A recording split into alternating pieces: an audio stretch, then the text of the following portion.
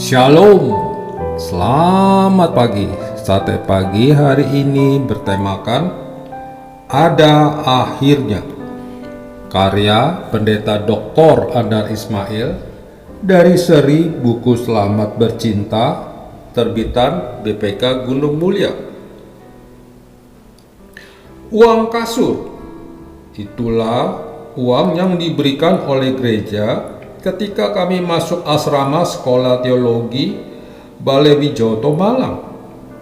Dari namanya pun sudah jelas, uang itu dimaksudkan untuk membeli kasur, sebab di asrama yang tersedia hanya ranjang tanpa kasur. Dengan beberapa teman saya ikut ke toko kasur. Mereka membeli kasur, tetapi saya tidak. Uang kasur itu saya gunakan untuk membeli buku. Teman-teman menertawakan, "Hongan, kamu mau tidur di atas buku?"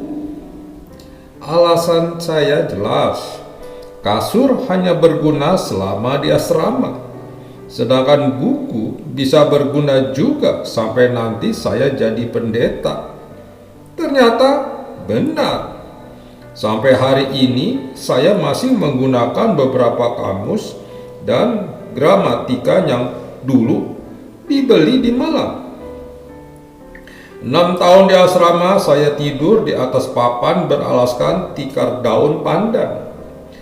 Apa ruginya? Padahal untungnya banyak, yaitu saya dapat buku. Tanpa kamus dan gramatika itu bagaimana saya sekarang bisa menulis renungan dan kalimat Paulus yang berbahasa Yunaninya berstruktur, menawarkan tetapi sang tentang dirinya cinta kepada kita adalah bahwa masih pendosa menjadi Kristus atas nama kita mati. Kecintaan saya pada buku dimulai dari perpustakaan SDK Penabur dan perpustakaan Kota Praja Bandung yang berbahasa Belanda, gratis. Lagi pula ketika itu di Bandung ada 3 toko besar, yakni Van Dop di Jalan Braga dan Porking serta Fisher di Asia Afrika. Kemudian hari ada toko buku BPK, belum bernama Gunung Mulia waktu itu, di Jalan Pasir Kaliki. Semua toko buku itu juga gratis, betul-betul gratis. Caranya duduk di lantai, baca beberapa bab, lalu besoknya datang kembali. Saya baru keluar uang untuk buku di sekolah teologi. Tiap bulan gereja memberi uang saku. Jumlahnya pun saya masih ingat, yaitu 4 lembar. Uang saku itu langsung saya masukkan ke dalam saku. Lalu dengan uang di saku saya berjalan ke toko buku untuk menukarkan 4 lembar kertas itu dengan ratusan lembar kertas halaman buku.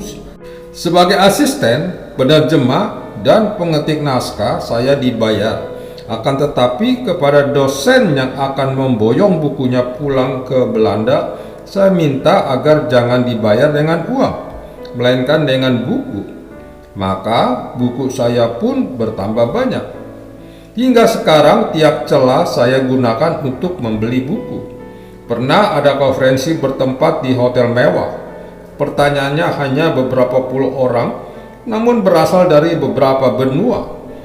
Untuk makan siang dan malam, peserta boleh memilih restoran yang ada di hotel itu. Ada restoran Spanyol, Portugis, Yunani, Prancis, dan lainnya. Uang makan pemberian panitia sangat besar, karena semua restoran itu mahal. Membaca menunya saja sudah ngeri, apalagi membayarnya. Lalu saya berjalan keluar, mencari minimarket yang menjual susu, roti, isiannya salad dan apel. Harganya 1/10 dari uang pemberian panitia. Kemudian ternyata di bon bensin pun tersedia sandwich tuna tersaji dari microwave. Harganya lebih murah lagi. Alhasil saya pulang dari konferensi itu dengan koper penuh buku. Mendapat banyak manfaat dari buku membuat saya terpanggil untuk membina umat agar suka membaca.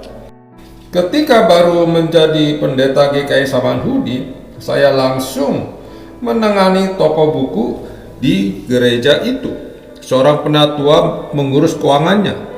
Saya mengurus pemilihan buku dan memesannya di BPK Gunung Mulia. Tiap minggu saya menulis resensi sebuah buku di Warta Jemaat untuk memperkenalkan isi dan manfaat buku itu. Sudah diduga umat kurang berminat membaca buku, akan tetapi yang salah bukan hanya kurangnya minat baca, melainkan juga kurangnya buku yang cocok untuk umat. Buku yang ada meskipun katanya untuk taraf umat, kurang menjawab kebutuhan umat dan kurang menarik. Ada buku yang katanya mau ke utara, namun cuma berputar-putar di selatan, lalu pergi ke barat hingga ke timur, akhirnya balik lagi ke selatan. Ada buku yang katanya berisi bubur ayam, namun sampai bab terakhir tidak ada buburnya, apalagi ayamnya.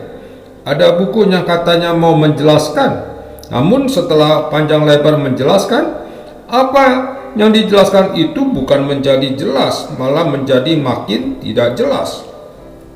Rasa prihatin itu mendorong Eka Dhammaputra dan saya bertekad menulis buku. Tiap Senin pagi kami berdua melatih diri dan membentuk jati diri kepenulisan. Saya mulai menulis di Berita Oikumene PGI, Hidup Katolik KWI, dan CCA News DGE. Proses pelatihan diri itu memakan waktu lebih dari 10 tahun. Pada tahun 1981 terbit buku Seri Selamat ke-1. Sejak awal ciri utama Seri Selamat adalah alih pengetahuan iman secara terselubung. Alih pengetahuan iman ini dimaksudkan agar kita menguasai iman. Akan tetapi tujuan yang lebih penting lagi adalah kebalikannya. Bukan agar kita menguasai iman, melainkan agar kita dikuasai iman. Artinya, agar perilaku kita sehari-hari dikuasai atau dikendalikan oleh Kristus. Mengapa? Oleh karena memahami dan menerima selamat dari Kristus berimplikasi bahwa untuk selanjutnya kita menempatkan diri di bawah kehendak Kristus. Oleh sebab itu, kesaksian dari pembaca tentang bagaimana mereka memanfaatkan Seri Selamat dan faedah yang mereka peroleh selalu menjadi masukan untuk buku beritanya.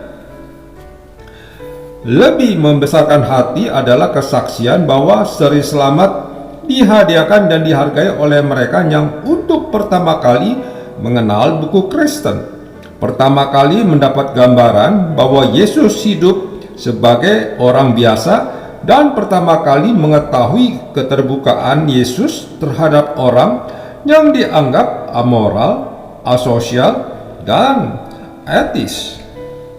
Bagaimana kita menanggapi segala kesaksian itu?